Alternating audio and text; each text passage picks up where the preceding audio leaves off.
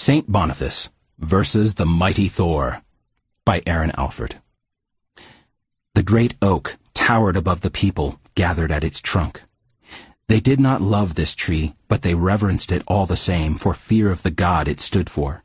He was temperamental, violent as a storm cloud, destructive as a hurricane's wind, and the only way he could be satisfied was through sacrifice. But no animal sacrifice would do. It had to be human. And if they did not satiate their God in this way, they feared for their very lives what terror he might visit upon them. It was to this tree Boniface the Christian missionary came, axe in hand, ready to challenge their capricious God.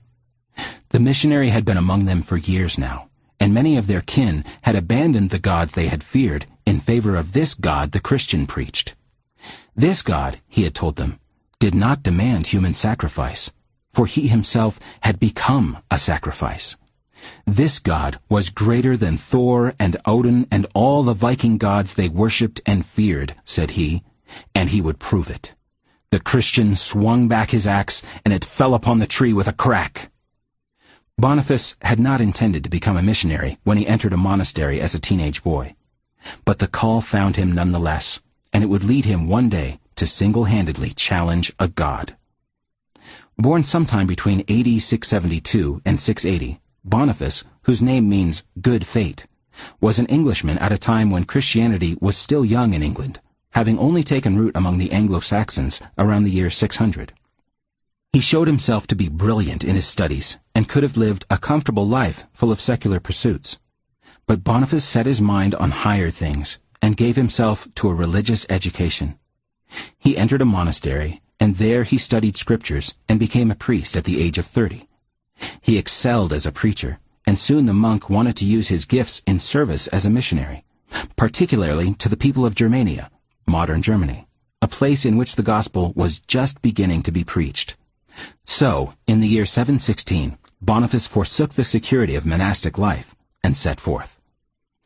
Paganism was widespread in Germania and its surrounding territories, in particular the worship of Nordic gods such as Odin and Thor, but the roots of Viking paganism ran deep.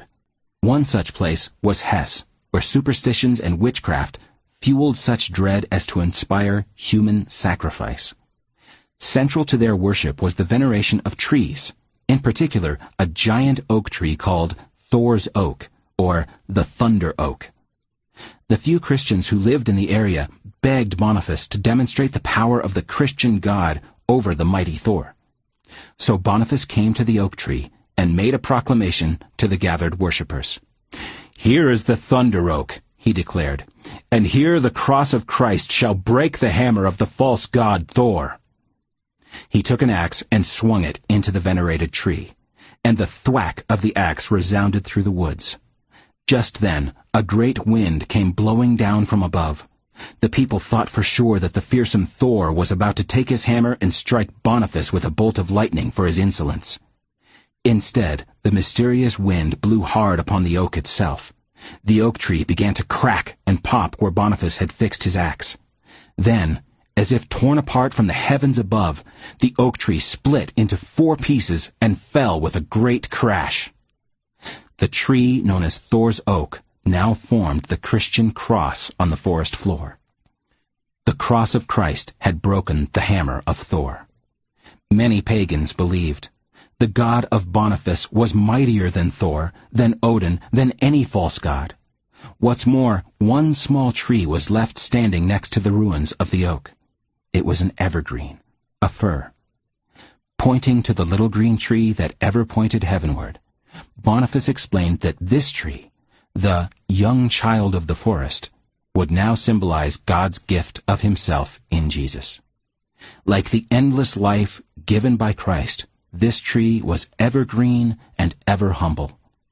The Christmas tree was born. The people forsook the slavery of fear and embraced the good news of the mighty and gentle Jesus.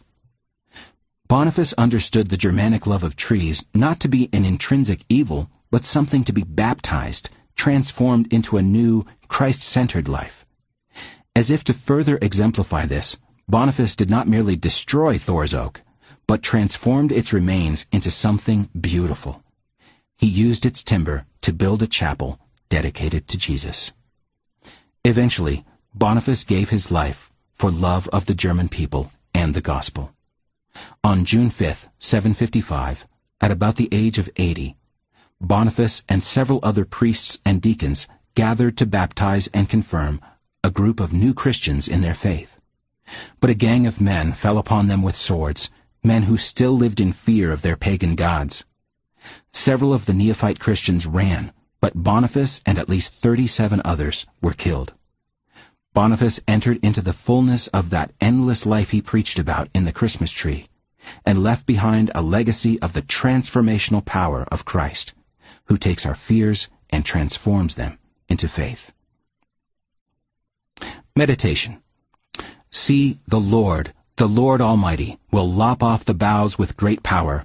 The lofty trees will be felled, the tall ones will be brought low. Isaiah 10:33. Quote of the day. Let us be careful shepherds watching over Christ's flock. Let us preach the whole of God's plan to the powerful and to the humble, to rich and to poor, to men of every rank and age, as far as God gives us strength, in season and out of season.